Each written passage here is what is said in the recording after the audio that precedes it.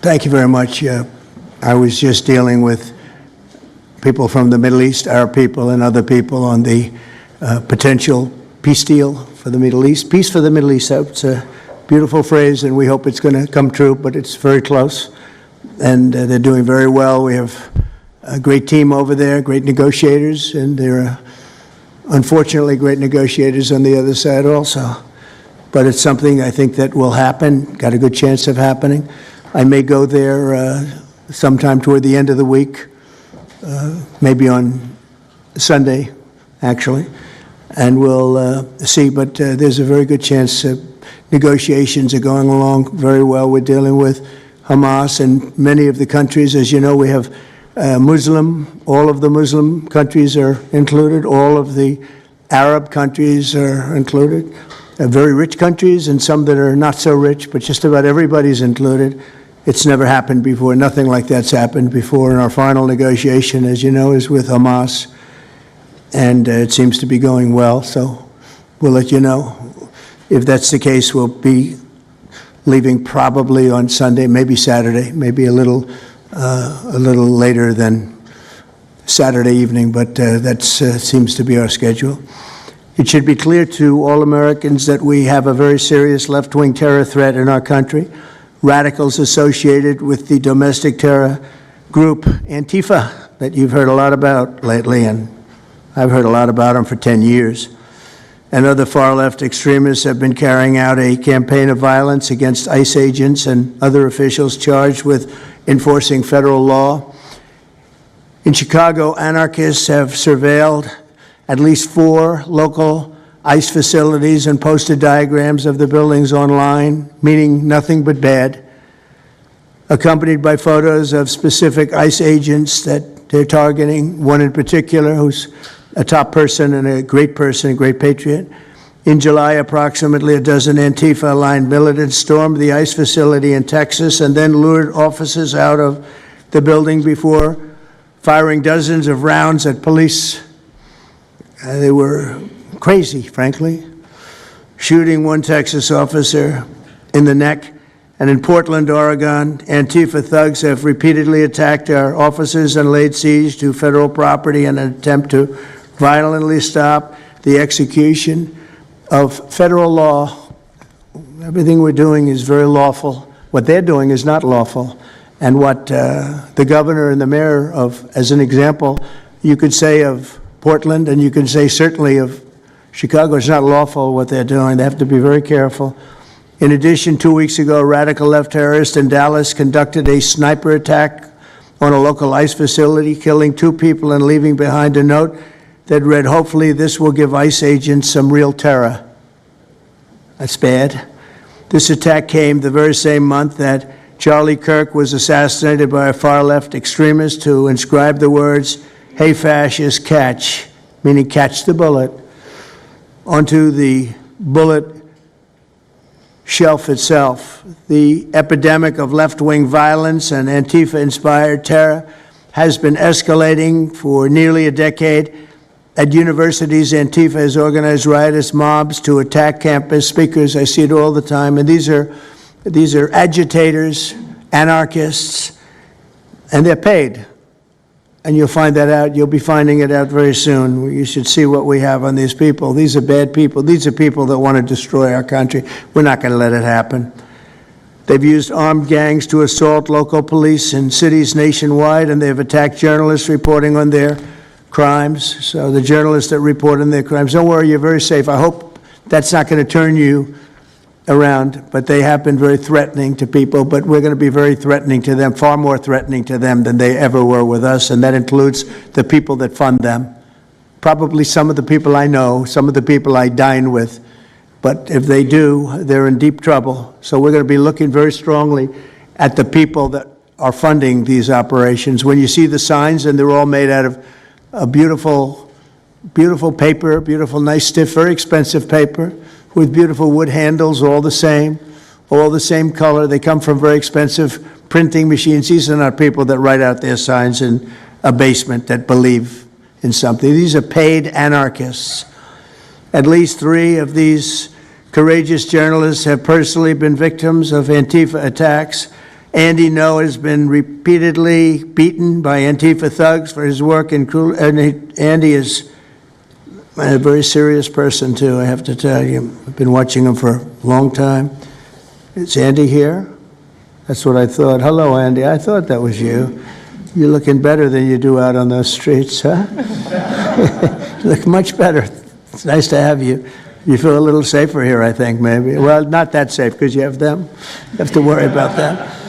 But thank you very much. Andy Ngo has been repeatedly beaten by Antifa, and including one assault that left him with a brain hemorrhage. Only days ago, Nick Sortor was assaulted in Portland by a flag-burning mob, and we've made it 1 year penalty for inciting riots. We took the freedom of speech away because that's been through the courts, and the court said you have freedom of speech, but what has happened is when they burn a flag, it agitates and irritates crowds. They've never seen anything like it on both sides, and you end up with riots. So we're going on that basis. We're looking at it not from the freedom of speech, which I always felt strongly about, but never passed the courts. This is what they do, is they incite. When you burn an American flag, you incite tremendous violence. We have many examples of it. Many examples of it, and it's actually down on tape, and you see things happen that just don't happen unless it's the flag that's burning. Very recently, Katie Davis Court was hit in the face with a flagpole in Portland by an Antifa radical, leaving her with a very blackened eye. So, Katie, thank you very much, and I'd like to also say that I watched Nick. Where's Nick? Is Nick here? Right here. Nick? Hi, Nick. That was a rough time you went through. I hope you got my little note. I wrote you a note. Yeah, I really appreciated that. It helped a lot because it was a difficult situation. It was very stressful, and your note helped a lot. I truly appreciate it. I thought it was terrible, actually. I thought it was terrible. So we'll talk about it a little bit. Under the last administration, the Department of Justice targeted faithful Catholics, Christians, and patriotic parents as domestic extremists. They said, oh, they're extreme because they believe in God. They're extreme because they go to Catholic church, or evangelicals, where everybody was under the gun. Unless you are a really bad, sick person, then they left you alone. Under the Trump administration, we're going after Antifa criminals, and all who fund and support their campaigns are in serious trouble. And we have a lot of records already, a lot of surprises, a lot of bad surprises. It's people that you would never think. I want to thank Attorney General Pam Bondi, who, by the way, yesterday was incredible in Congress. It was amazing, and she just did it from the heart and the brain, because she's very smart, in all fairness. But she did it from the heart, and she did it an incredible. Everybody was talking about it. She exposed some of these fake senators, these terrible senators, people like Blumenthal that had a phony war record. For 20 years, he talked about what a hero he was, and it turned out he never went to Vietnam. For 20 years, he talked about being a hero in Vietnam. Then it was exposed when he said what platoon he was with, and it was exposed that somebody was watching from that particular platoon. They said he was never with us. And then he went out and he cried, and he was ready to drop out of the election. And disgraceful. And then he looks at people like Pam and he starts criticizing her, and she's a patriot. And they ought to do something with that. You know, we have a young congressman that's right now in jail for lying about where he went to college and other things. It was, you know, frankly not good. It was pretty bad. But it was nothing compared to Blumenthal. I mean, what Blumenthal did, he was for 20 years a hero, a great war hero. And then he sits back and, you know, sanctimonious kind of a guy, looks down, how dare you do this to the American public, you know? What a fake. But I thought Pam was incredible yesterday, as well as Secretary Kristi Noem, who's really out there courageously, and I appreciate it, Kristi, amazing what you're doing. FBI Director Kash Patel, who's really coming up with some great information, Kash. It's great. Keep it coming, because there's plenty of it. Deputy Attorney General, one of the best lawyers you'll ever find, Todd Blanche, who I know personally is a good lawyer because I'm here. Thank you very much, Todd. Good job, Todd. Let me ask Attorney General Bondi to say a few words, and then we'll follow it up with Secretary Noem and Director Patel. And we're going to have some of the people around the table, very courageous people, and they're going to be talking journalists, almost all, and they're going to be talking, and we'll take some questions from the press at the end. Okay, Pam, please. Thank you, President Trump. And as you made clear, Antifa is a domestic left-wing terrorist organization. We've seen them on video for years because they wanted to be seen and they got away with it. They beat journalists, they attack courthouses, they attack police stations, they dox and assault our law enforcement officers. The Biden administration let them commit these crimes with total impunity for years. So did Democrat leaders like Pritzker and Mayor Brandon Johnson. Last week, independent journalist Nick Sorter was arrested just for protecting himself against Antifa. I saw it online and I called Nick. I couldn't believe what happened. He did all this just trying to save our American flag from being burned. He was pushed down and assaulted, yet the local police arrested Nick, not the Antifa thugs who did this to him. Antifa feels empowered to operate in the open because weak Democrats have turned a blind eye to their actions. Their hatred for President Trump and for law and order agendas fuels their violence. We've seen more than 1,000% increase in attacks against our ICE agents since January 20th. Secretary Noem is out there fighting for you firsthand to keep our federal officers safe, to keep our federal buildings safe, and we're not going to have it anymore, these thugs. We saw what's happening in Portland and Chicago, and you saw what happened in Dallas. No longer. This is not activism, it's anarchy. We can't and we will not let masked terrorists burn our buildings, attack our law enforcement, and intimidate our communities. Under your leadership, President Trump, we're deploying the full might of the federal law enforcement to crack down on Antifa and other domestic terrorist organizations led by Stephen Miller. And Stephen, thank you for everything you're doing. Last week, I issued a memo ordering our federal law enforcement agents, DEA, FBI, U.S. Marshals, and ATF to protect ICE officers from Antifa and other radical left-wing violence. Director Patel has been going non-stop. He and Deputy Attorney General Blanche were in Chicago yesterday. While Secretary Noem was in Portland, we are around this country fighting against this domestic terrorism. We had Apple and Google take down the ICE block apps. Hope they continue to comply with that. It's threatening the safety of our federal law enforcement officers. We're not going to stop at just arresting the violent criminals we can see in the streets. Fighting crime is more than just getting the bad guy off the streets. It's breaking down the organization brick by brick. Just like we did with cartels, we're going to take the same approach, President Trump, with Antifa. Destroy the entire organization from top to bottom. We're going to take them apart. Thanks to your bold leadership and the designation of Antifa as a terrorist organization, which is exactly what they are, Americans will no longer tolerate their unhinged violence. Thank you. Thank you very much, Pam. Christine.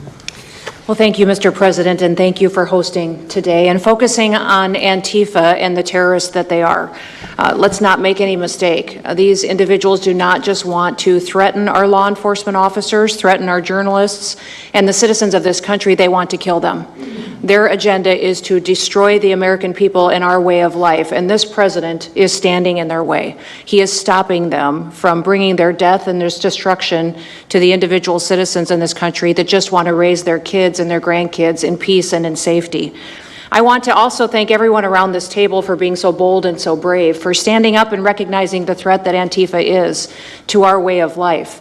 By recognizing how advanced they are, how sophisticated their networks are, how they've infiltrated our entire country, and we're seeing them play out with their tactics from city to city, and how they have built out their funding mechanisms. And sir, I also want to thank our Treasury Secretary for his work in getting to the bottom of these funding mechanisms and individuals who are perpetuating this violence on our American cities.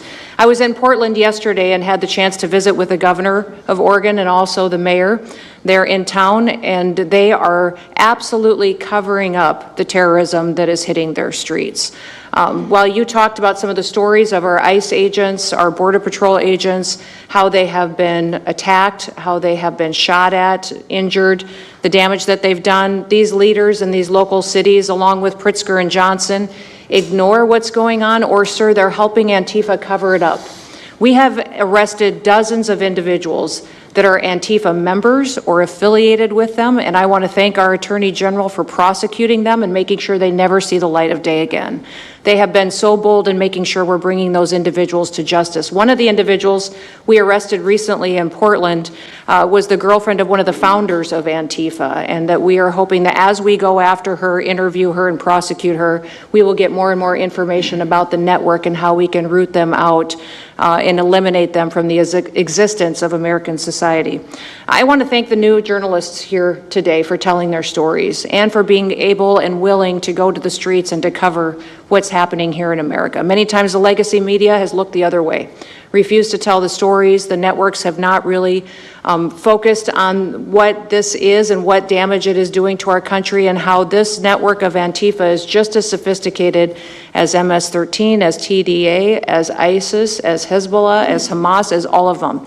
They are just as dangerous. They have an agenda to destroy us, just like the other terrorists we've dealt with for many, many years. And today is the day that we have a president that won't tolerate it and will stand up and fight for the American people. So thank you for being here, for being so bold, and for standing in the gap at such a time as this. It will matter, it will make a difference, and your life will be one of significance because of what you've done today. So with that, God bless you, and thank you, Mr. President. Thank you very much. Thank you. Cash, please. Thank you, Mr. President. Mr. President, the American people gave you a sweeping mandate in your victory in this election cycle, and they demanded safety and security for our citizens. And your administration, with your leadership, has provided us with the resources that we need, which is a whole-of-government approach to go after criminals absolutely everywhere, not just outside of this country, but within this country. And that takes a whole-of-government approach. The interagency seated up here with the Department of Homeland Security, our Attorney General, our Deputy Attorney General, and your White House staffers, including Stephen Miller's leadership, has allowed us to go out there and map out these networks. What we are doing at the FBI is simple. It does not require rocket science. We are following the money. Money never lies. And that's what it's going to take to bring down this network of organized criminal thugs, gangbangers, and yes, domestic terrorists, because that's what they are. They are harming everyday citizens in every single one of our communities. And the folks you see here on the right and left, they're some of the bravest men and women we have today. They're reporting the stories live time because the mainstream media won't cover it. They're putting their lives on the line. They're standing up for the flag. The least we can do is stand up for them. So you have my thanks. I read more of your stories than I do theirs because you guys are putting out the truth. And we deserve a country where you are protected as equally as they are. We, in this FBI, will go after with the criminals with a vengeance. We will not rest until we find every single seed, money, donor, organization, and funding mechanism that we have. And I want to echo the Secretary's comments on Scott Bessent, who's allowing us to map out these networks through their financial criminal activities, which has been going on for decades. And I would like to remind the American public, they built this disease temple of corruption over decades. And in 8 short months, Mr. President, you have crippled their foundation because of your leadership here, because of the interagency, because of people like Deputy Attorney General Blanche, and because of Attorney General Pam Bondi's fearless leadership to go after criminals wherever they are. They will not be able to hide. They were able to hide and conspire with prior administrations, and we are exposing their corruption from within. And we will go to every single city in this country under Operation Summer Heat and the other operations we are doing at the FBI to bring these criminals to justice. We will arrest every single one of them from whatever perch you sit in, private or public, no matter how your goal or your ambition is, it will be crushed by the Constitution because the American people deserve law and order, and that's what we're going to give you. Thank you very much, Cash. Great job. Maybe we'll start over here. Would any of you like to say something? Feel free. You can say it in front of a fine group of people, also journalists and reporters. You want to start? Sure. Go ahead. Absolutely. President Trump, members of the cabinet, really appreciate you guys bringing this together. And the fact that we are here today on such short notice shows how serious you guys are taking this issue of trans terrorists and frankly, the cities and police departments that are cooperating with Antifa, such as Portland. I mean, the Portland politicians are literally willing to sacrifice their own citizens just to appease these Antifa terrorists. It's sickening. I've seen it firsthand, obviously. When I went to jail that night, never expected it to happen. I thought that they were maybe removing me for my own safety. It never crossed my mind that I was the one that was being arrested for a crime after I was just thrown into a hole. I heard from the Department of Homeland Security after I had gotten out of jail, and one of your, I won't say exactly who it was, but somebody very close to Secretary Noem over here, said that they were legitimately worried for my safety in the Portland jail. But luckily the Portland jail was, I was the only one there, essentially, because they don't actually arrest people in Portland, besides conservative journalists, I guess. So look, I'm glad that it was not a good night for me. Let's just say that. It was not fun sitting in that jail, but I'm glad to see what has come of it. And I've been able to talk to a bunch of FBI agents, ATF agents, DHS agents that I didn't even know existed until I went there and went to that ICE facility. And the morale is at an all-time high. It is so exciting to see these guys know now that they have the backing of the Secretary, the DOJ, as well as the President of the United States, and they are there to do their job. They are going to fulfill this mission and deport these violent criminals. I believe one of the ones that I did a ride-along with Secretary Noem yesterday, President Trump, and there was a pedophile that had come into the country 5 times over the past 7 years. 7 years, and apparently under the Biden regime that was just allowed to happen. That was fine, no problem. It's concerning to me that you're seeing the Portland Police Department, as well as the governor of Oregon, and the mayor, of course, coming out and running defense for pedophiles that have entered the country illegally 5 times. It's crazy. I'm glad it's taking a front row seat in the media. And, they're being forced to talk about it in reality because, we're the ones that were on the ground. We're the ones that are actually reporting what's going on. Much of the legacy media has been either ignoring it or covering for Antifa for years now. So thank you guys so much for taking this seriously. And President Trump, you mentioned that flag. So remember, you put out a truth right after That's right. I saw that. took this flag from that man that was burning it in the street. I saw it. Do you know who he is? Oh yeah, I know exactly who it is. So why don't you give it to Pam? Give it to the Attorney General, and let's start prosecutions. Yeah, I actually have a second flag that he tried to burn as well. So I have 2 of them from the same guy. Well, you also saw what happened when that flag started burning. Everyone went crazy. That's right.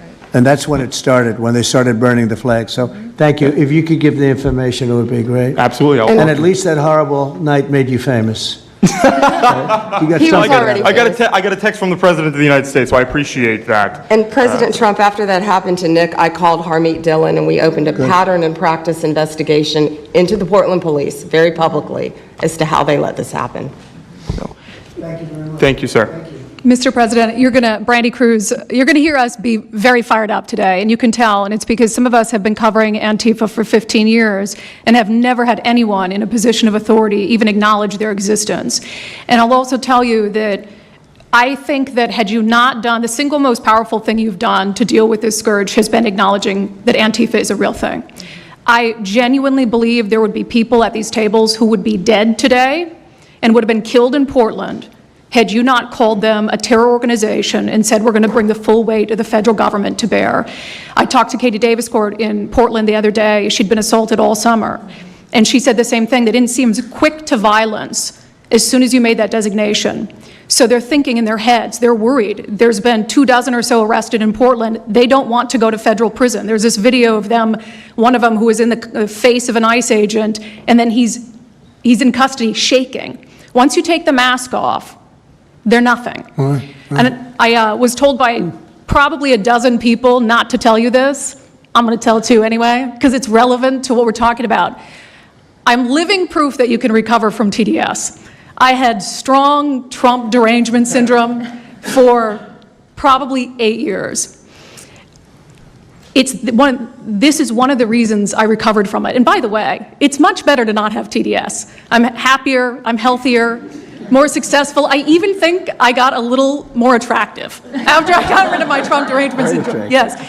You know, I'm a reporter in Seattle, and frankly, I could not care any less what any of you have to say about this meeting. Could not care any less. We're not here for you. I'm not here to convince any of you that Antifa is a real thing, because if you have not come to that conclusion by now, you are never going to come to that conclusion because you don't want to see it. And you're going to go and you're going to say it's a bunch of right-wing conservative influencers who are here spinning a tale. I was one of you. I was a mainstream reporter in Seattle for 10 years. I was a TV reporter on the streets doing my job, and I was still assaulted by Antifa.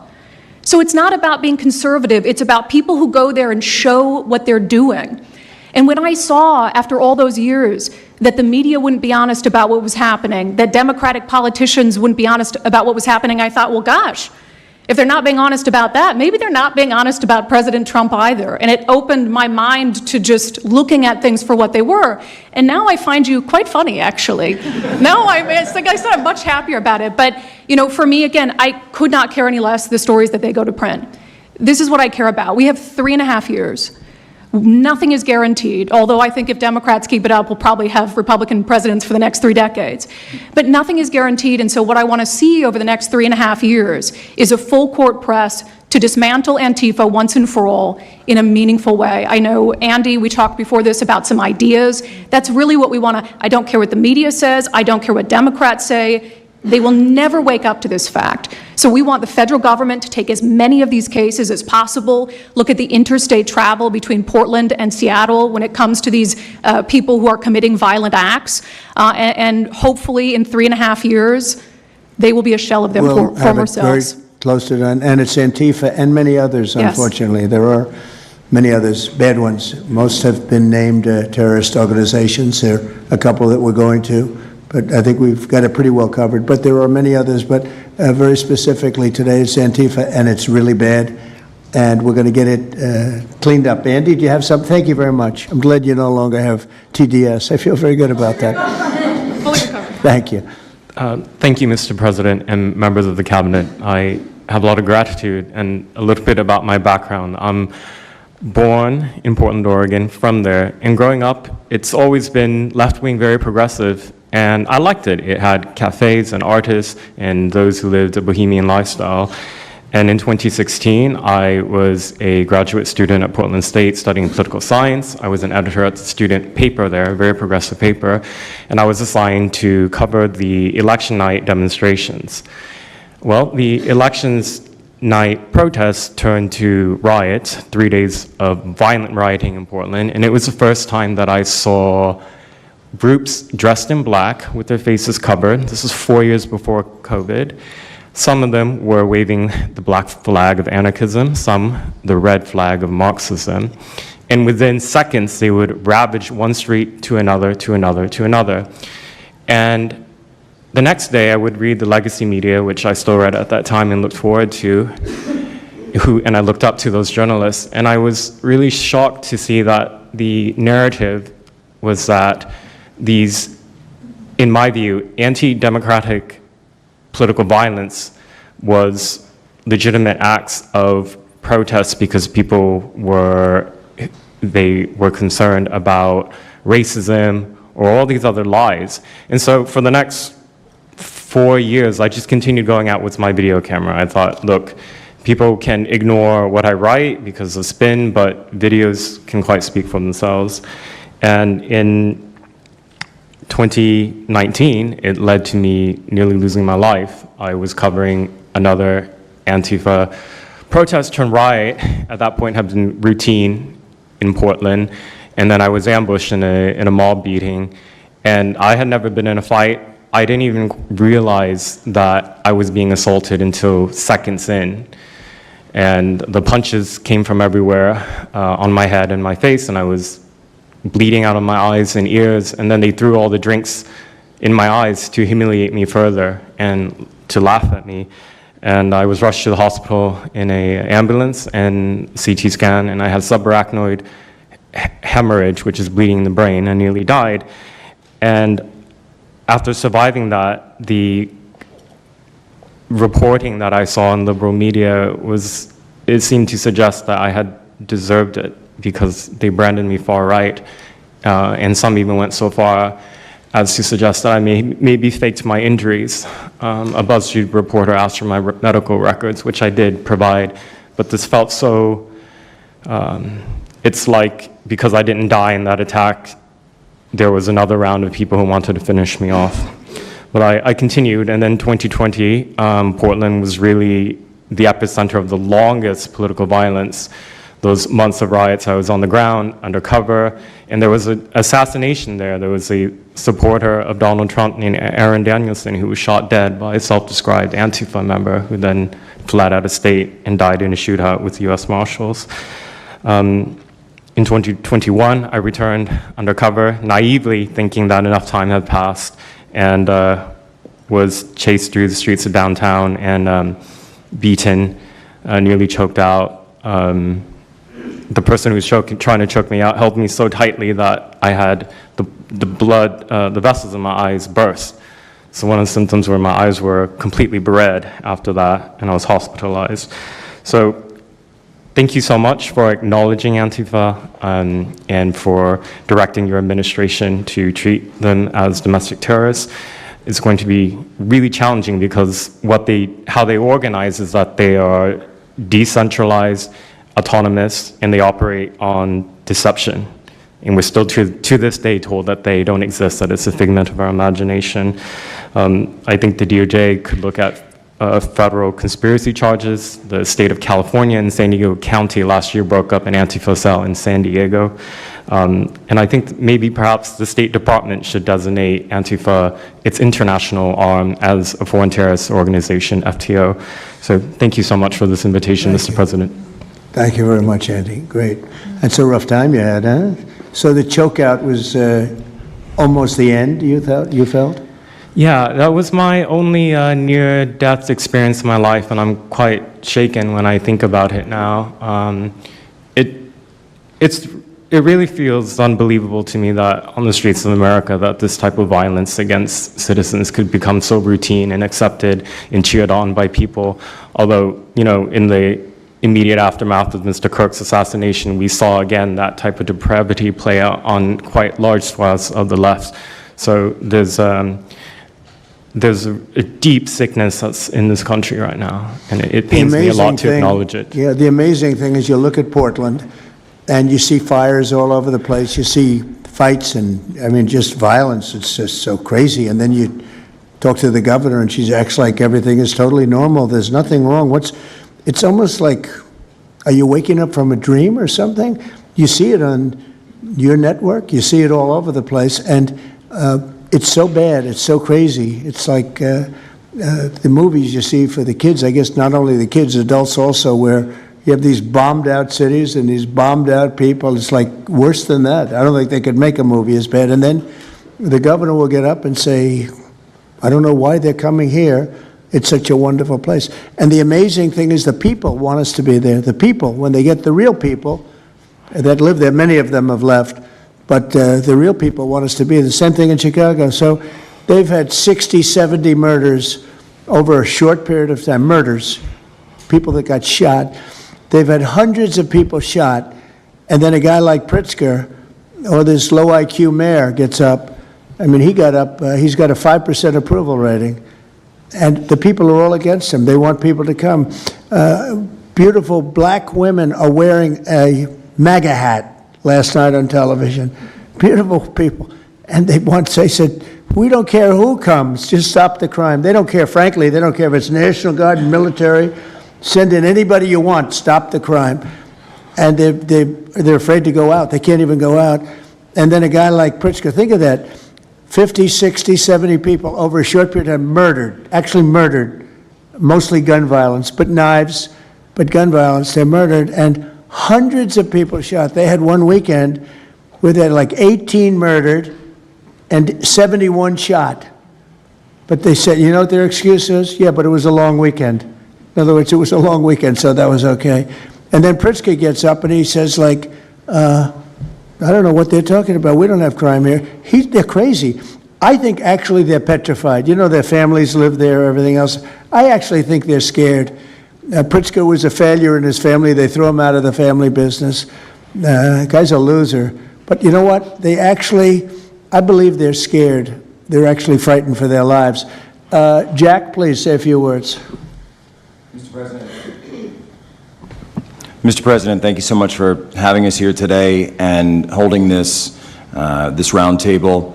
Antifa is real. Antifa has been around in various iterations for almost 100 years in some instances, going back to the Weimar Republic in Germany.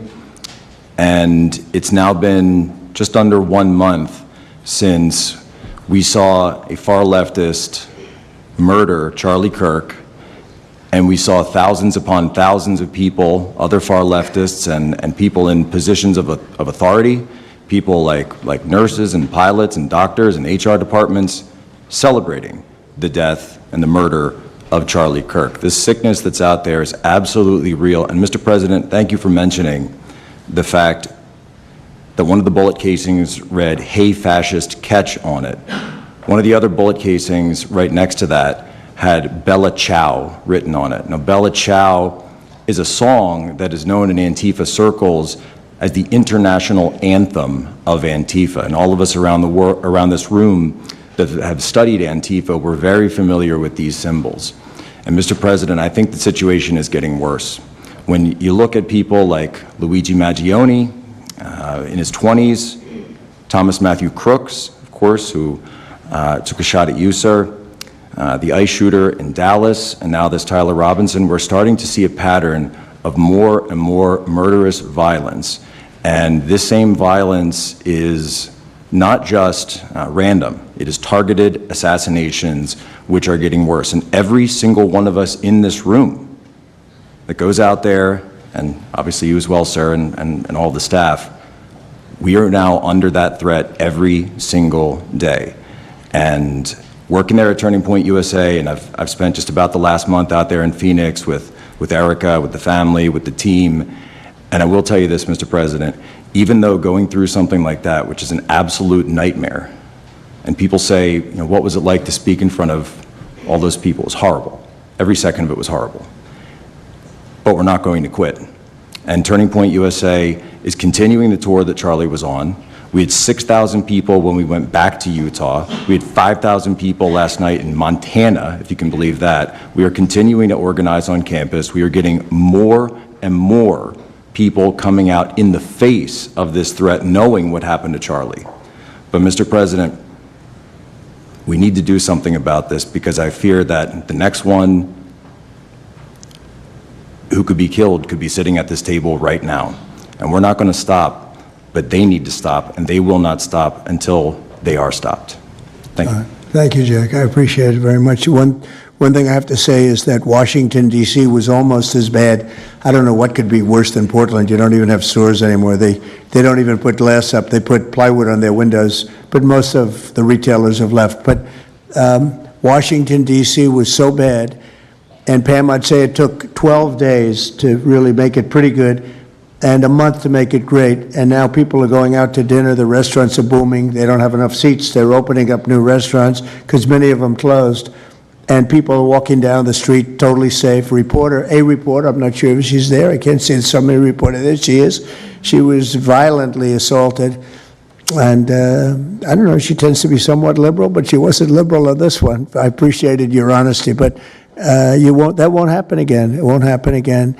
You're lucky you're alive, frankly, with what happened. I know exactly what took place. So Washington, D.C., our capital, we thought we'd start there appropriately, and it's safe, and people are so happy. They're so happy. And now it's a couple of months. I went to dinner there. I felt totally safe. I gave a press conference right in the middle of the street, which I don't think Secret Service was thrilled about. But, you know, I'll tell you what, I wouldn't have wanted to do it 6 months ago. It's incredible what happened. Now we're in Memphis. As you know, we're having a great impact in Memphis. It's been only a week, but it's, Cash, I hear it's been amazing what's happening there, just very early. But you take a look at D.C., and you take a look at some of the other, we've had a big impact. What we haven't said, because Pritzker said, well, crime is going down in Chicago. Well, 5 months ago, Cash went to Chicago with a lot of FBI agents just to prepare it. so that we went in with, I guess you could call it a surge, call it whatever you want, but would be even more effective. And we're going to be doing that, and very, very strongly doing that, because Chicago is a very unsafe city. It's a great city. The head of the Union Pacific Railroad said, "Sir, please save Chicago. It's a great city. It can be saved." Other cities are gone. I mean, they're lost. They can get better, but they're just really, they've been so decimated.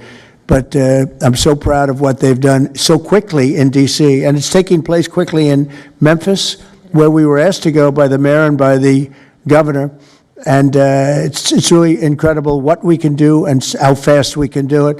Let's go for two more. Would you like to go? And then Katie, you'll go. Okay, please. Yeah, thank you, Mr. President, for having us here. And not to sound like a broken record, but it needs to be said that Antifa is real. Yeah. It's real. It's a threat. I just saw them last weekend over in Portland while they're causing mayhem over there. And the reason why there's such a big problem is because we have Democrats and a lot of people in the mainstream media refusing to acknowledge that they even exist, right? So how can we as a country begin to address it if we have large swaths of, these people who are supposedly decision makers and people who are supposed to inform, they don't want to say that it exists. Because the common argument is like, well, they're not a real organization because there's no national leadership, they don't have a national headquarters, so how can law enforcement go after a group that doesn't exist like that? It was, well, law enforcement goes after criminal groups that organize to rob banks or do smash and grabs. They don't have a registered LLC, they don't have official membership cards, they don't have a business address, but law enforcement still goes after them because they're working as a group. These people don't just show up, randomly at the same time to do the same thing, dressed in a very similar fashion, espousing the same ideology. And they say, well, it's an ideology. It's like, well, yes, it's an ideology because there's people alive, present, that believe in it, and they're acting on it. And so I've been very well aware of what Antifa's been doing. I was very busy during the riots in 2020. That was probably my most exposure to them prior to this year.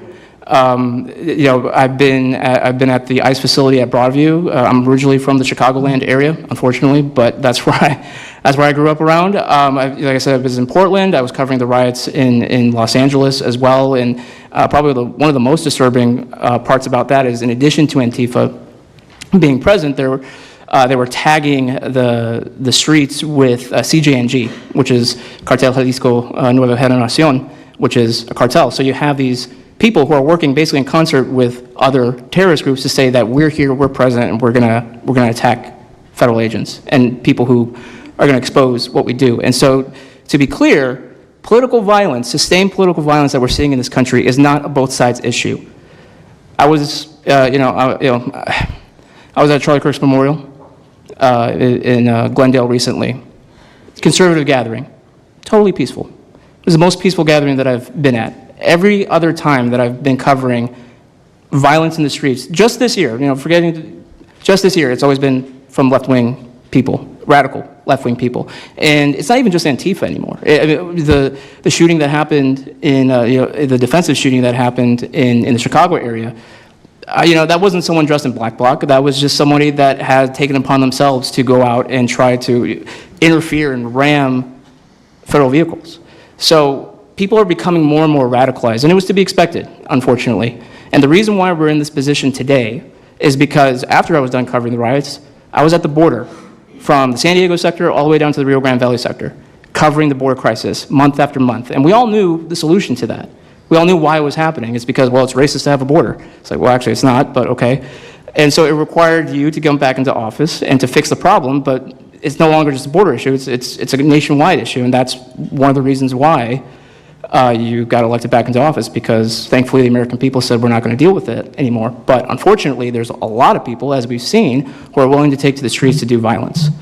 And that's a scary thing, because typically when I was in 2020, I was covering Minneapolis, Los Angeles, Portland, Seattle. I was over in Chaz, and that was to be expected.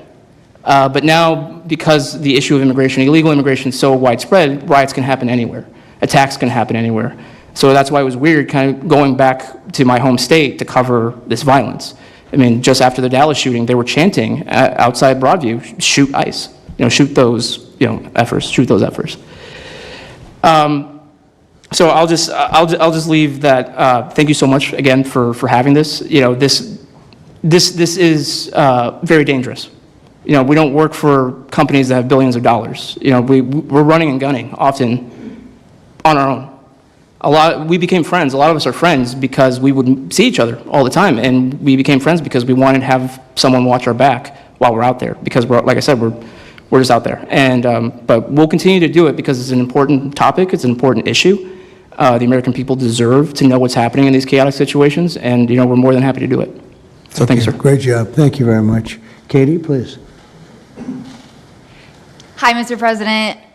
It is an honor being here today, and I first wanted to start by thanking you guys for designating Antifa a terrorist group. It's exactly what this group is. It's a long time coming. I'm an investigative journalist from Seattle. I work for the Post Millennial alongside Andy No and Jack Posobiec. I have been infiltrating Antifa cells in Seattle and Portland for the past decade. I know their inner workings, and Antifa uses extreme political violence to crush the civil rights of their political enemies and believes that violence is justified by any means necessary. But today, I want to focus on what is happening in Portland at the ICE facility. I've been covering this for the past 4 months, and this is a call out to corporate media who has completely ignored this story or has falsely reported on it. This is nothing short other than a sustained attack on the United States, which is being supported by Democratic elected officials. The Portland Police Bureau has completely abandoned several blocks outside the ICE facility, giving away their jurisdiction to a terrorist group who has spent the past 4 months harassing, assaulting, and intimidating anyone they perceive to be against their cause.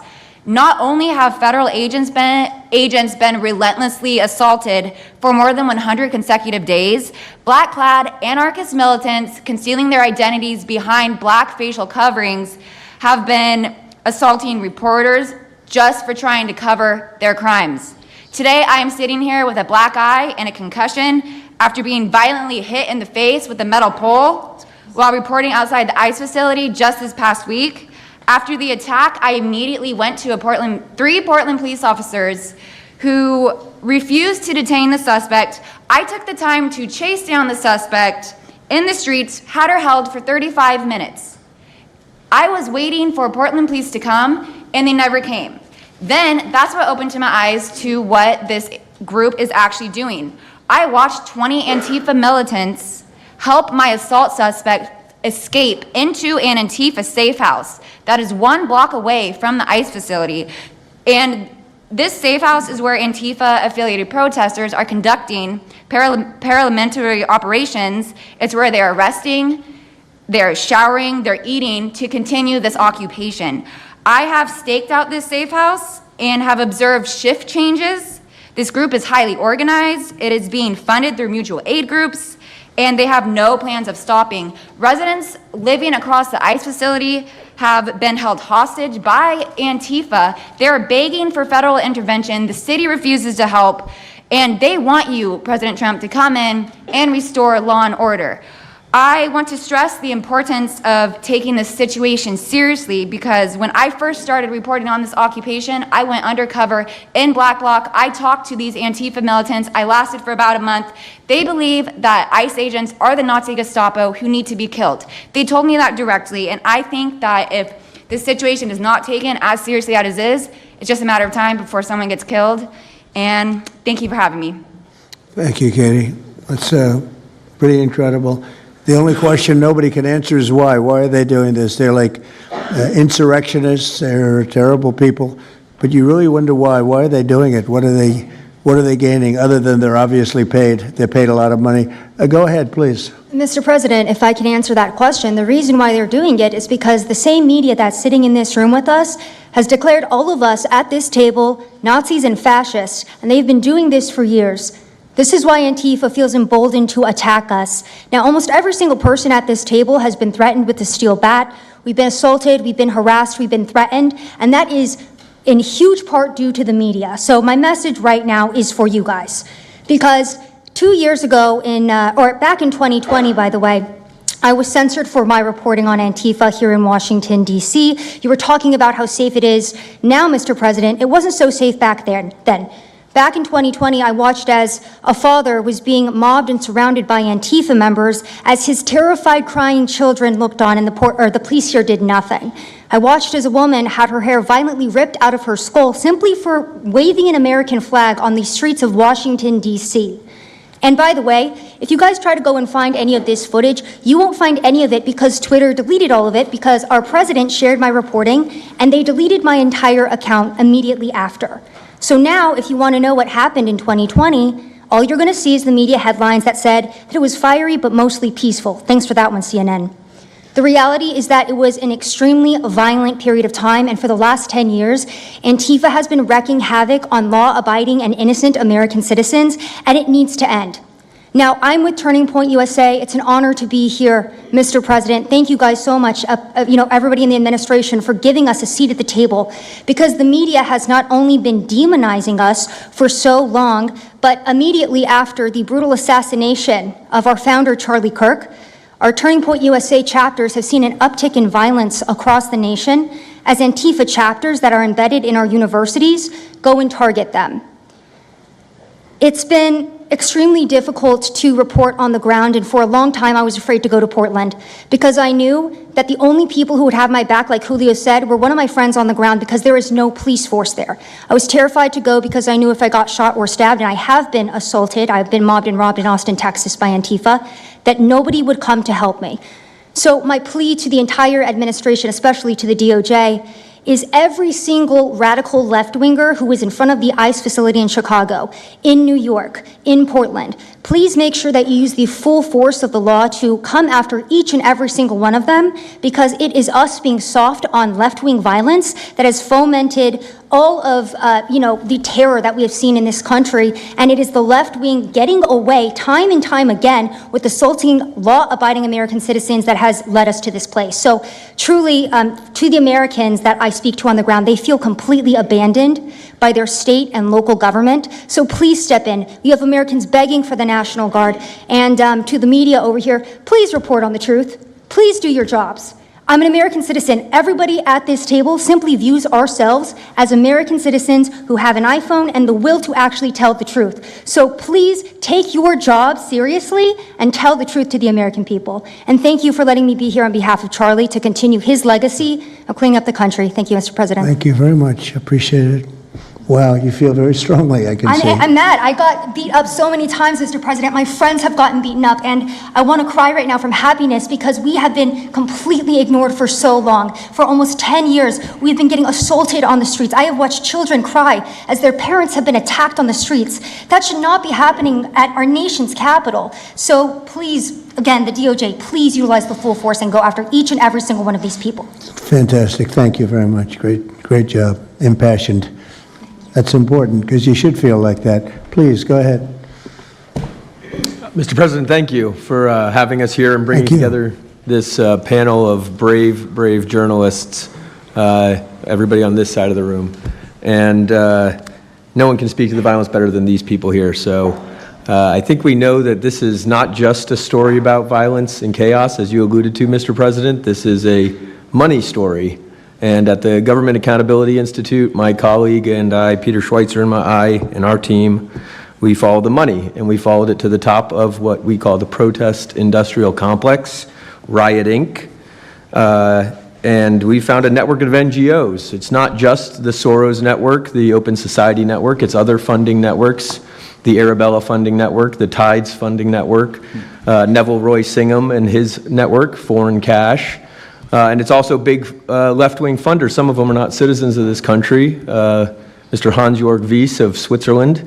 They're pouring money into this entire ecosystem. And so I want to share 3 money facts with you about what we call Riot Inc. Number 1, like any corporation, Riot Inc. has many divisions. It doesn't just have the Antifa boots on the ground division. It has PR divisions. It has marketing divisions. It has a very well-funded legal division to get these boots on the ground back on the streets as quickly as possible.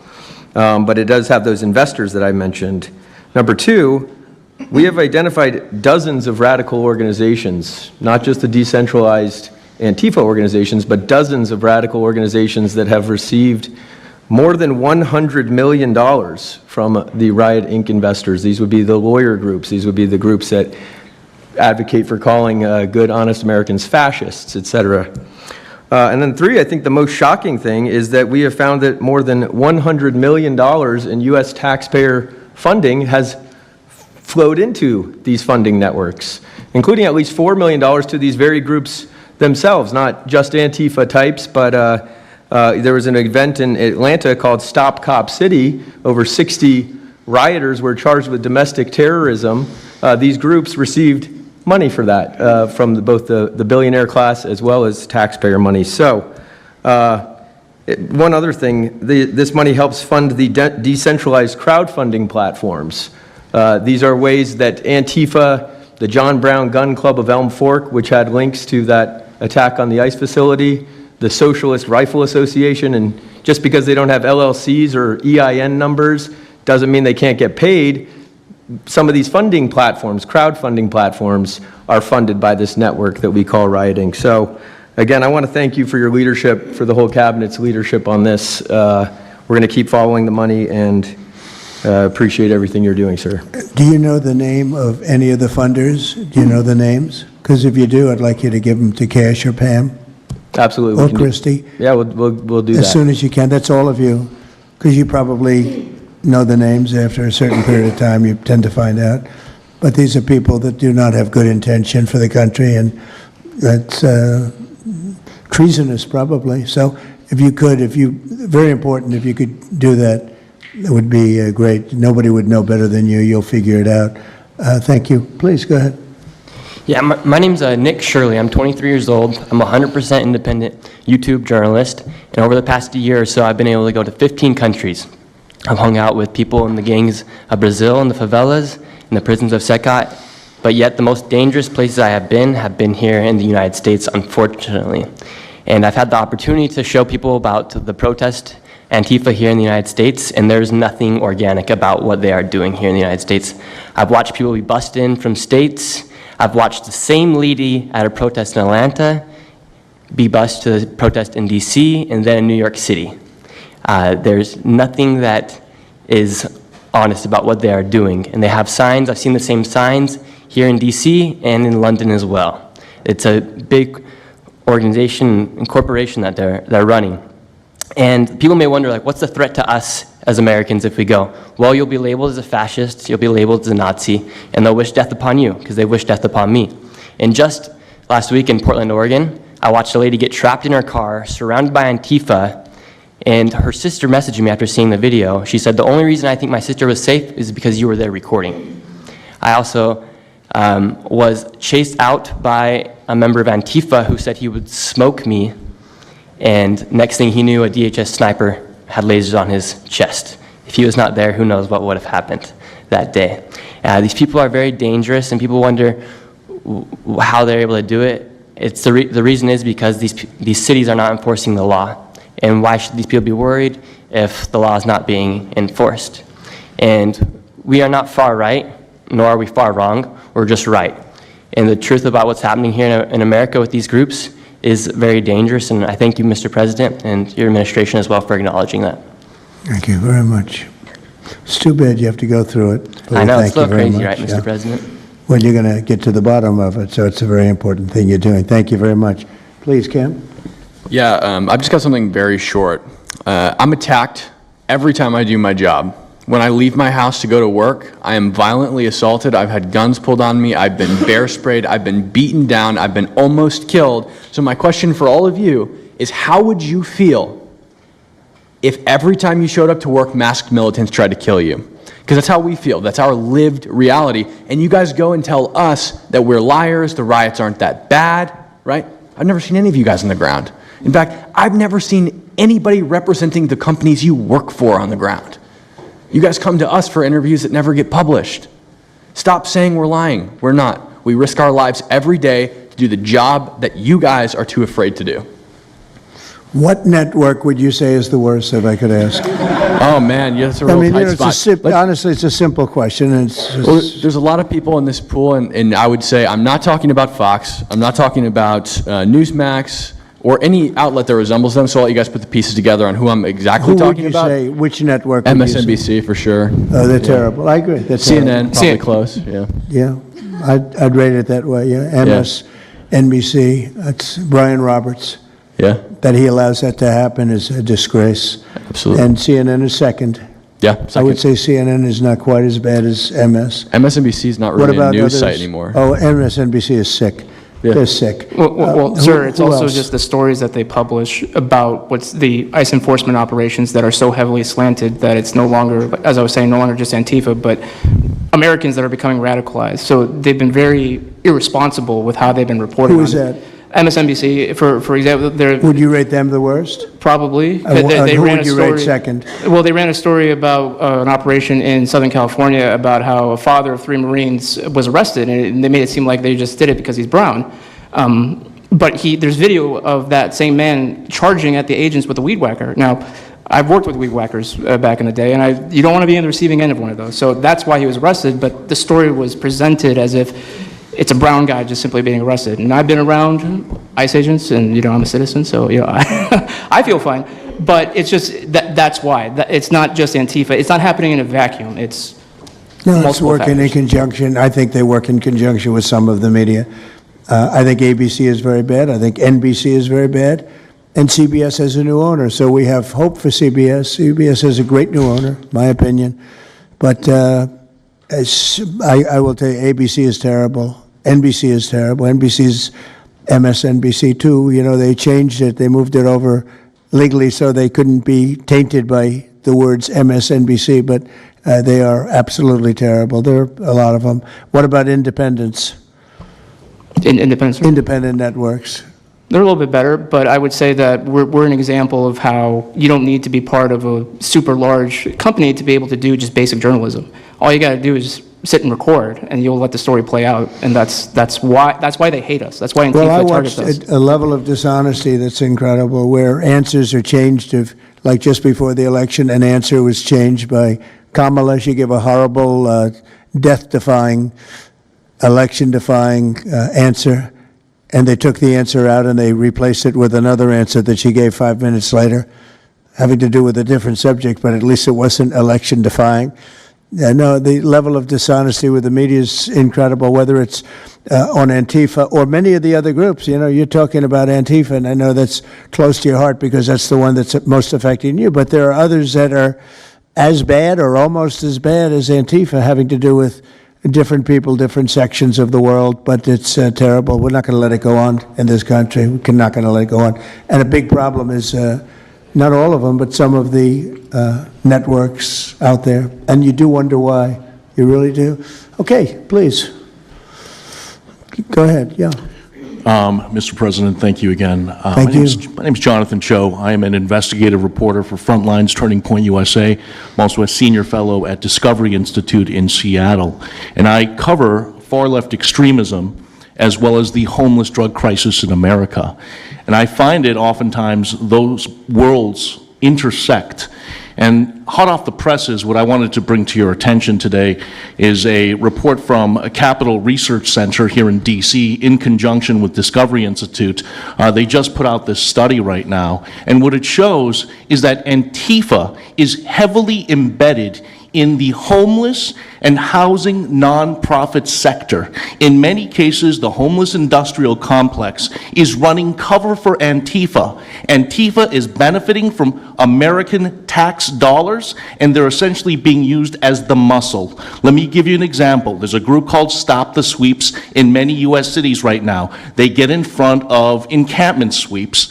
What they're doing quietly is they're bringing in Antifa militants to manufacture a crisis to make the police look bad. Another group right now that is behind Antifa and working with Antifa very closely, based on the research that we have right now that we're going to give to you and your team, are the Democratic Socialists of America, also known as DSA. Again, these far-left progressive groups tend to be aligning themselves with Antifa.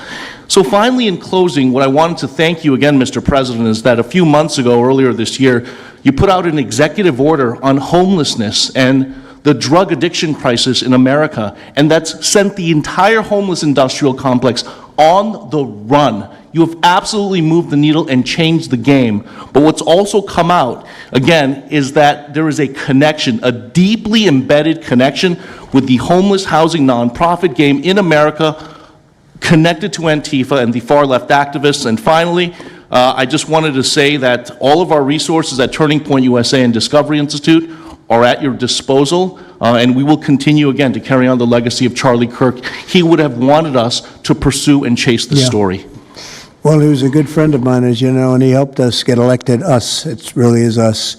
It's even some of them, but not too many of them, not enough of them. And did you notice when we mentioned CNN and MSDNC, the cameras went off. 2 of the cameras immediately went off, but they're not going to cover it anyway. The problem we have is that this is a very important meeting, but you'll see very little press about it. These are major statements being made by major people, including the people right here, and you're not going to see too much about it. They don't like to cover this kind of thing. So it's very dishonest what's going on there. I think the press is a big factor.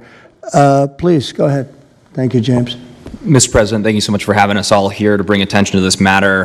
You did mention MSDNC, CNN, a handful of those other outlets that have been lying about, various things, but especially what ICE, the brave men and women over at ICE have been doing. I was talking to Antifa members in Portland the other day, and a lot of these people genuinely believe, they buy these lies, and they genuinely believe that they're fighting against literal Nazis and not brave men and women that are putting their lives on the line to basically, enforce basic immigration law, right? That everyone seemed to agree with up until maybe a few years ago, a handful of years ago. So once again, thank you so much for having me. My name is James Klug. While my primary job is traveling around the country, having conversations with Americans about various political topics and issues, I have had a lot of run-ins with Antifa over the last 5 years. And I do think that Antifa is a primary reason why many conservatives are afraid to go out and protest and make their voices heard and maybe bring friends and family to a demonstration and exercise their First Amendment right, because they are literally deathly afraid. And I talk to these people all the time. They're afraid of militants showing up in black bloc and hurting them and their families. And, I've personally witnessed Antifa assaulting hundreds of police officers. I've witnessed them firebombing police departments and federal property. I've witnessed them making death threats against federal agents, police officers, journalists. I think I've witnessed every single person here, maybe not personally, but I've seen them get, hunted down and attacked. And so, this is a group that is responsible for a good percentage, if not a majority, of the violent riots in 2021 and 2020 when Democrat mayors had a kind of a hands-off approach with these left-wing militants. Just as a quick reminder for everybody, we're talking about dozens of murders that happened in those riots. We're talking about billions of dollars of damage to property and communities all over the country. We're talking about thousands of officer injuries. So this isn't just like some little thing that they're, they punch a journalist here and there. No, they're responsible for a lot of damage and a lot of people that have, unfortunately died and basically suppressing people's voices, And so what I did want to talk about is to get this footage, almost every single person in the room here, to get this footage, you have to go undercover because you are at risk of being beaten or worse. You have to go undercover. You have to film low-key to capture them committing crimes. This is stuff that the mainstream media was not doing and has not been doing. They'll show when Antifa is maybe, it's a little bit more peaceful, and they'll show when it's more mellow, but they'll remove the cameras when things get violent and it's actually dangerous to be here. And I have personally witnessed legacy media vans showing up at a riot 300 yards away, getting out of the vehicle, filming for 30 seconds, saying something like, fiery but mostly peaceful, packing up, and to add insult to injury, you have Democrat politicians that are saying, it's just an idea, right? That's all this is, so it's just an idea. After all of this chaos, it's just an idea. Well, that idea has threatened to kill me and many of my friends that are here today. So, Mr. President, thank you so much for bringing this to the forefront, and it's definitely making a big change. Really appreciate you. One question, so why is it there are numerous groups? Antifa is terrible, but you have other groups that I guess probably are almost as bad or just as bad. Not one other group was mentioned. I'm sort of surprised at that. You just come into contact with Antifa. It seems to be that you mostly come into contact with Antifa, please. There's a lot of overlap, and I would say that, for instance, Jonathan brought up the Democratic Socialists of America. They're basically the same thing. I mean, there's a lot of Democratic Socialists of America who are out there in black bloc, hiding their faces. And so I think we use, and I do understand, for the record, I do understand the challenge, as Andy pointed out, with Antifa as a graspable entity. I do. But at the end of the day, when you look at behavior, you prosecute behavior, right? We're not prosecuting ideas or ideology, you're prosecuting behavior. So whether you can prove that this amorphous thing is Antifa or someone has a patch that says Antifa, it doesn't matter. Did they assault someone? Did they assault a federal agent? Were they engaged in rioting? What is it? And so they're always using that, oh, well, they don't call themselves Antifa, even though some of them literally do. It's called Rose City Antifa. How long has it been around in Portland, Andy? Since 2007. They call themselves Antifa. In Seattle, I was outside the federal building, and they were yelling, "There's no police here, this is Antifa land." And then at the same time, Democrats, like our governor, oh, Antifa is an idea. But yeah, I think Antifa can overlap with a lot of other entities and organizations. Okay, very good. Thank you. President Trump, I just wanted to add this real quick, because you were asking which mainstream media outlet is the worst. What I think, it's any of them that decided to call Kilmar Abrego Garcia Maryland Dad. Because when I'm out there on the street talking to these people, they call Maryland Dad is this human, he's actually a human trafficking MS-13 gang member that's illegally in the country. But the amount of people on the street that I spoke with that thought that he was a U.S. citizen that was being deported to Uganda is dangerous. These people genuinely believe, based on what comes out of the garbage standing over here, that you guys are deporting U.S. citizens. So that's what's causing all these when problems. you have a governor like Pritzker in Chicago, where you have Illinois, which is in a lot of trouble. Chicago's there, potentially a great city again. It's not great now, but it could be great again. That's why we have to get there soon, because eventually you can't do that. What makes a man like that say that things are wonderful? Why doesn't he say, we love that President Trump is going to come and help us clean up Chicago and make it safe again, as opposed to fighting us and pretending that there weren't 50 murders and 200 shootings and all of that? Why is that? Go ahead, Nick. To spite you. To spite the administration. That's simply what it's about at this point. Because, if you go and talk to some of these citizens, like, I'll use Portland as an example again, because I've been there for so long now. You talk to the neighbors that live in the apartments next door to the ICE facility. There are veterans with PTSD that live there, and they're here all night long, screaming, fireworks being lit off by these rioters, children crying, because they, can't sleep at night and they're scared of all the noise outside, and they can't leave. They got a lease. You can't just leave. These people aren't wealthy individuals, and that's one of the major problems here. And these people are afraid to come out and speak out, and they're getting no help from their government at all. They've been begging for the noise ordinance to be enforced outside of their apartment complex for months now, and the city of Portland has ignored them every single time. The victims are, as I said, they're afraid, but the governments aren't doing anything because they want to spite the administration. It's all political. And the politicians make you feel like you're foolish, like there's something wrong. Like, how could President Trump be saying that about Chicago? And yet the night before you see that, 11 people were shot, 5 people died, and you have him talking about like it's a wonderful situation. They make you feel guilty. And a lot of people don't get over that. They just don't get over it. I think they convince the people. Do wealthy people leave too or not? Places like Portland, are the wealthy people leaving? People that can leave, are they leaving? I think that they're moving to the areas that have been gentrified. I mean, the Oregon governor, when she was saying, we don't need Trump here, she's walking around, it's a very tight shot, if you notice that, and she said, Portland's just fine, look at me, and they'll focus on the couple areas of Portland that are very nice. She was saying that, and there were explosions in the background. Yeah. I mean, there was a reason they cropped it in. Explosions in the background. Sorry. Anybody have anything else to say over here? Yeah, well, just the protesters that you, And then we'll get, should we be taking questions, or is it just a waste of time? Because they can ask questions, but, well, there's Brian, he's good. But you know what? In a way, it's a waste of time, because if you give a great answer, they don't put it on. If you give a horrendous answer, or even if you give a great answer, they make it sound like it's not a great answer. They're very dishonest. Go ahead, Nick. Yeah, and I think part of that dishonesty comes from what they see. For instance, I've never been asked to go on any other show besides Fox News. My clips go viral everywhere, but they've never even asked, like CNN's never asked, MSNBC's never asked. And a lot of times when I go to hotels, I'll stay and I'll watch like MSNBC. Fortunately, their ratings are terrible. They are terrible. MSNBC is dying, and CNN is dying like a dog. And poor CNN, they're so pathetic. It is very You pathetic. ever see their anchors in the evening? Nobody ever heard of them. Where did these people come? I could take anybody off the street in Washington, D.C. that do a better job.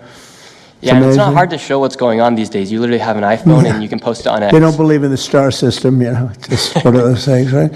Okay, Nick, you finished, Nick? Yeah, Are thank you you very finished, much. Nick? Good job. Thank you very much. Well, you've been through hell, I tell you that, but you're really incredible patriots, incredible people. Go ahead, please, Brian. Brian, go ahead. I'm so thankful for each and every one of you here right now, and I'm very grateful that my network, Real America's Voice, has partnered up with many of you. Jack Sobin, you have a show on a network. Many of you, Savannah, have appeared on a network as well, so thank you for being here.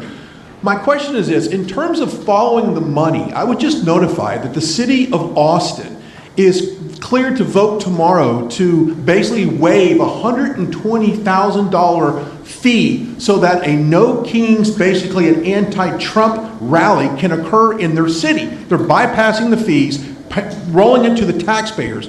So my question is to you: what can the people of Austin, Texas do right now to make sure that their tax dollars don't fund a No Kings anti-Trump rally coming up? Well, you just tell me that I would love to do something about that. Bring a lawsuit, do something. You know, the best thing you can do is have honest elections, because the elections are totally rigged in so many of these places. You know, you take a look, the people, they're all loving you. They can't breathe. They love so much, every one of them. You don't see one negative, then all of a sudden you lose the election by 20 points. The elections are so rigged, and we proved that in 2020 more than any other time. But even the last election, there were areas that I won by much more. We won in a landslide, but I actually won in more of a landslide than we thought. I said, you got to get out, make it too big to rig. And fortunately, the people made it too big to rig. They tried. But the biggest thing you can do is have honest elections. You know, if you don't have, and you need great media. You need borders. Wait. You need borders.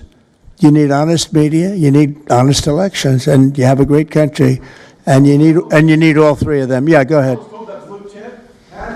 To a lot of these radical groups that you talked about inside here, so thank you for removing. I would like you to make a big deal, though, if they're waiving a fee, but I guarantee they wouldn't waive it if it was it's not Trump. If it were a conservative rally, they wouldn't be waiving it. So maybe you can look into that, Pam. Todd? That sounds like one for Todd, Pam. Go ahead, Todd. Good luck. Thank you. Who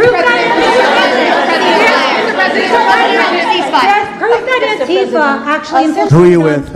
I am with What network? I'm with Al Arabiya. It's an Arabic network based in Riyadh in Saudi Arabia. But I am the foreign pooler today. Mr. President, you said that you might go to the Middle East on Sunday. Do you mean Egypt and Israel? And would you consider going to Gaza to see what things I on would, the ground? yeah, I would. I might do that. I may do that. We haven't decided exactly. I'll be going to Egypt most likely. That's where everybody is gathered right now, and we appreciate that very much. But I'll be making the rounds, as the expression goes. I probably will. See, I Go ahead. Mr. President. Go ahead. Just to clarify, you said you might go to Gaza. You're saying on that's Who the you first with? topic. I'm representing the TV pool, but I'm with NBC, sir. That's too bad. Go ahead. Well, just to clarify, you said you might go to Gaza, and then the second question I had earlier today, you said the mayor of Chicago and the governor of Illinois should be jailed. Have you asked the Justice Department to look at possible charges? No, I've seen the law, and when you have a group of people where the police call off the safety for ICE officials, I've understood that, and I've read it today in numerous journals, that's illegal. What they did is I guess it was ICE, Christie, right? They were under threat, and the police were helping beautifully, and it was fine. And then all of a sudden, a woman was on the line saying, "Everybody, move back, get out, get out." And they were given an order by the second person in the police department, and the governor knew about it, the mayor knew about it. I understand that's a criminal offense. Do you want to comment on that, Christy? Yes, sir, we're seeing that kind of pattern happen with local law enforcement and state law enforcement, not just in Illinois, but also out in Oregon, too. In fact, in Portland, I was there yesterday, but some of the ICE officers were telling me that as they drove by the rioters that were saying, "Kill ICE agents, Molotov cocktails, melt ICE," that the Portland police were cheering them on and had their fists in the air cheering on the rioters that were threatening their lives. So in Chicago, we had a 10-car caravan trail our ICE officials and pin them down. And those ICE officials, to get out of their vehicles, a woman tried to ram them and run them over, and shots were fired to get them to safety.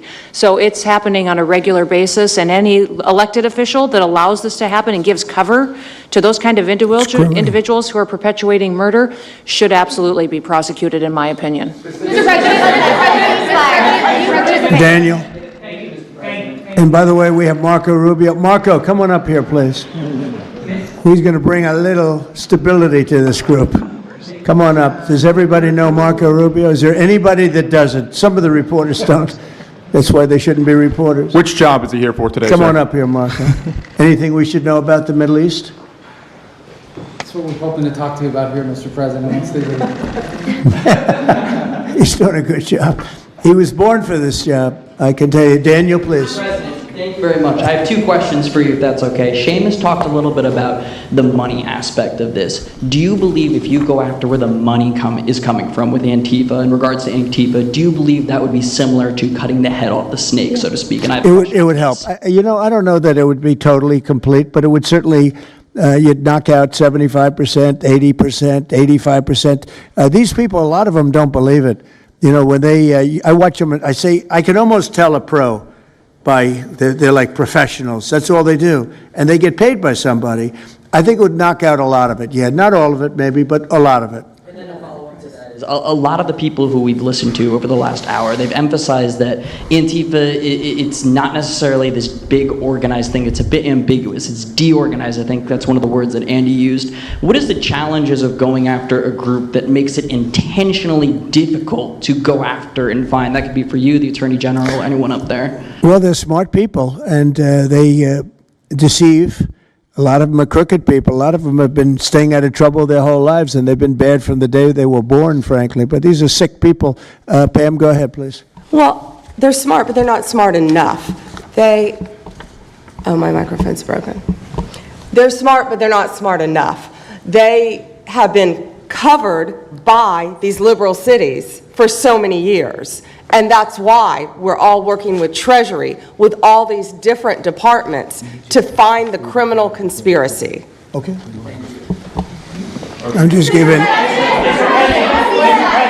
I was just given a note by the Secretary of State saying that we're very close to a deal in the Middle East, and they're going to need me pretty quickly. So I will take a couple of more questions.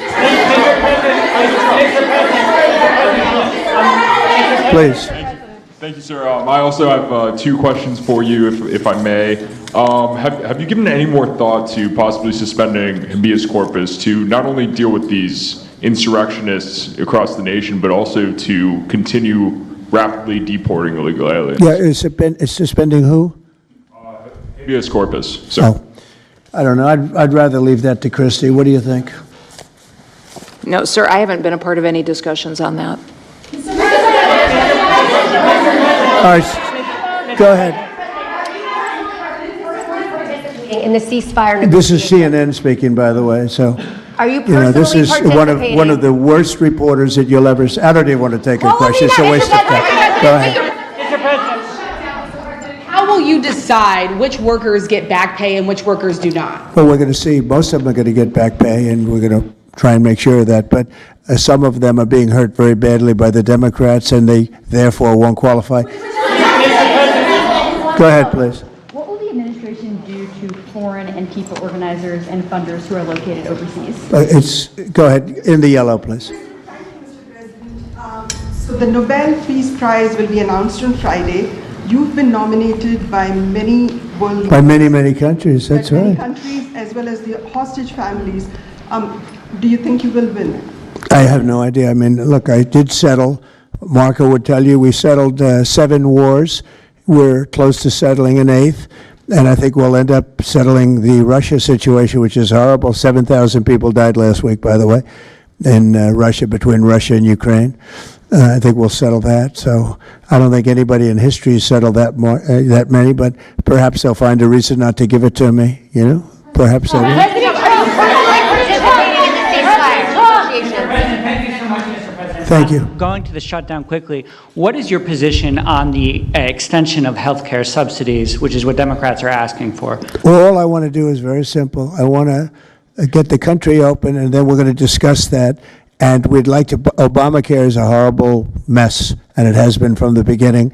We want to make it better, stronger, even if it costs more money, we want to make it better. The Democrats want to make it worse. The Democrats want to approve health care for illegals coming into our country, many of them coming in from prisons and mental institutions and drug dealers.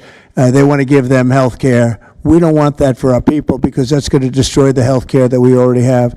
We'd like to make Obamacare better for people, less expensive and better health care. Yes, ma'am. Mr. President. I'm wondering if you've been briefed on the organization and funding of Antifa, and if so, what have you learned? I have been, and they have pretty good knowledge, but they're going to have a very good knowledge. And I really ask these very brave patriots that we're surrounded with today to let us know, because I think you probably have some pretty good ideas. And even if you're not sure, let us know and we'll figure it out, okay? If you could do that.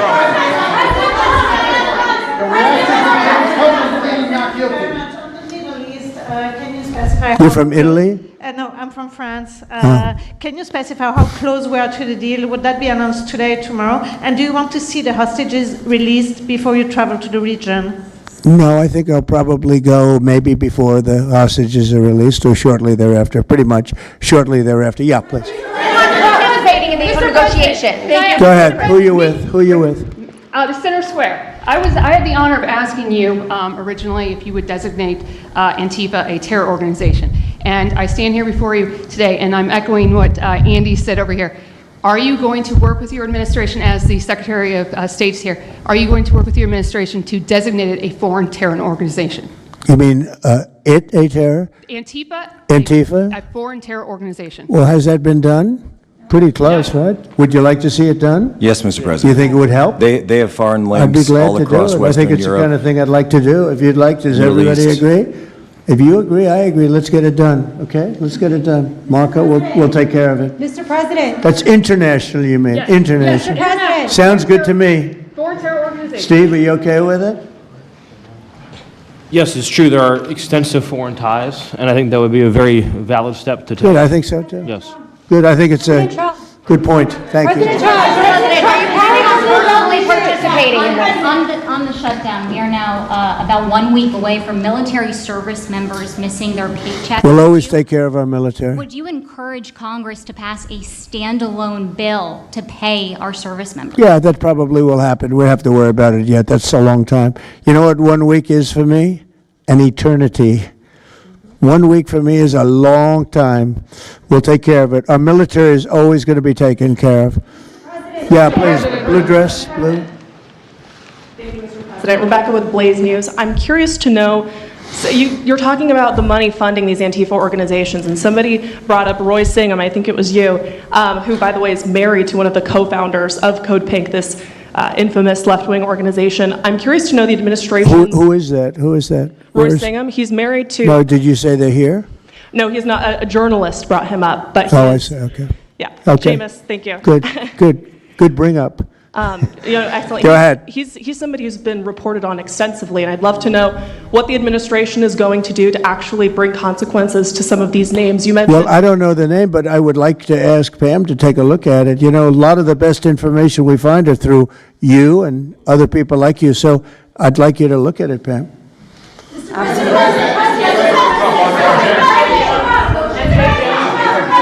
In the back, please. actually very compelling proof that Antifa did infiltrate on January 6th, dressed up like Trump supporters and incited violence. Is that something that you would want the new J6 committee at Congress to look into? Well, I've heard that. They dress up like, they're fresh out of MAGA, but they have nothing to do with MAGA.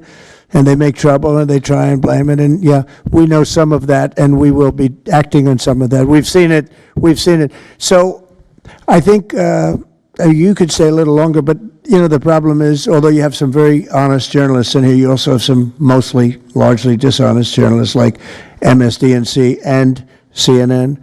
I think they're very dishonest, unbelievably. It's like a waste of time even talking to them. But I have to go now to try and solve some problems in the Middle East, although I'm very well represented by our Secretary of State. He could probably do an even better job than me. But who knows? We don't want to take any chances, so we're going to go and do that. If you'd like, Pam, would you like to stay for another 5 minutes, 10 minutes while we have all these great people? And I'll let Pam and Christy take over and get some good points out. I just want to thank the people around the table in particular. You've been amazing. You've been brave. You're real patriots. You're real patriots. And at some point, we're going to have to look into, at least in certain cases, rewarding you with some very important medals and honors, okay, as we have done and will be doing with Charlie Kirk. Charlie is getting the Presidential Medal of Freedom, which is our highest award outside of the Congressional Medal of Honor. And I think they're sort of even. One's civilian and one's military. But unfortunately, the civilian sometimes is military also because of what we have to go through on the streets of this country. I can only tell you this. We have a great nation. We have a nation that's right now the hottest in the entire world. We're the hottest nation in the world, despite all of the things we've been saying today. But that's going to make your job easier because nobody's doing better than we are financially. We've never done better. We've had, I think, 58 stock market increases since I've been top, meaning record increases. We have never seen anything like it, and we're going to keep it going. That makes it a little bit easier for what we're doing. I guess maybe it also makes some people crazy because they don't want to see us do well. But we're the hottest nation anywhere in the world, and we were a dead nation 1 year ago. I say it all the time. We were a dead nation. Now we're the hottest nation in the world, and that's said to by every leader. One of the reasons that we have every country already signed up or just about to sign, every country in the world on this whole mess we have going over with Hamas and the Middle East and all of the things you see, is they respect our nation. A year ago, you wouldn't have been able to get it. You certainly couldn't have gotten it with Biden. You didn't know where the hell he was. But a year ago, you wouldn't have been able to have a situation like this. So I just want to thank the people around this table and certainly the officials around the table because they've been incredible. They've been brave. And I watched yesterday, Pam, and I watched a little bit. I thought it was so good. I rounded up and I watched it late in the evening because I thought you were fantastic yesterday. You really, look, you had some wonderful senators, some great politicians asking you very fair questions, and you had some real slime balls. But I thought you were amazing, so thank you very much. And Christy, thanks for the great job. Cash, thanks for the great job. Always my man back down there. He's the silent type, but he's a hell of a lawyer. Thank you all. We're going to get peace in the Middle East. That's what we want to do. Thank you very much, everybody.